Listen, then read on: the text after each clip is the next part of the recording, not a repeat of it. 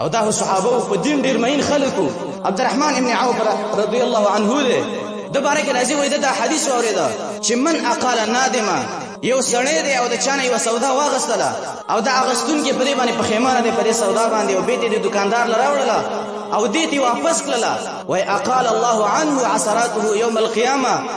الله رب العالمین به د قیامت په ورځ باندې د دس انسان د عمل نامې نه ګناونه لري کی وای چا چې په پخیمانه سړی نه سودا به ته واپس کړله. وای دا حدیث عبدالرحمن ابن عوف رضی الله عنه اورید وای په مدینه منوره کې د دکان واچو.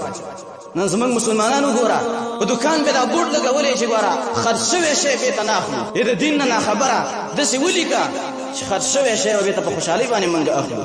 دوی په مدینه کې دکان واچو صرف د حدیث د عمل لپاره چې یو سړی راته سودا به ته واپس کی او دغه اجر حاصل کوموي. وای دا دکان واچو خو لیکن نسی څوک باندې راته چې به ته د سودا واپس کی ځکه هغه د عدل دکانداري نه وي. نن مسلمانانو ته وګوره شیوشي باندې ریټ وخی دا وایي چې د لوټماري ورځې دی او د ګټي ورځې دی دا یا رمضان راشي ولې سیزن میاشت ده او دې ته بیع المستر وای. بیع المستر دې ویل کېږي یو سړی دی او مجبورا یو شیخ خرڅي اشیاء به تور مثال د 1000 روپو دی دکاندار له راوړي دا ورته وای چې دا شیخ د نزه په 15000 یا 16000 اخلمه. نو دی بیع رسول الله صلی الله علیه وسلم منع کړی. د نن مسلمانانو وګوره د چانس لپاره د روپیې خېشي یو سړی به مجبور وي او زه به دا شی به واخلم. الله رب العالمین دې موږ تاسو ته هدایت وکړي. وای عبدالرحمن ابن عوف رضی الله عنه د دکانداری کوله تر دې پورې چې وم کال شو. په وم کال باندې وای دی عبدالرحمن ابن عوف له یو سړی او سودا به تر واپس کړله.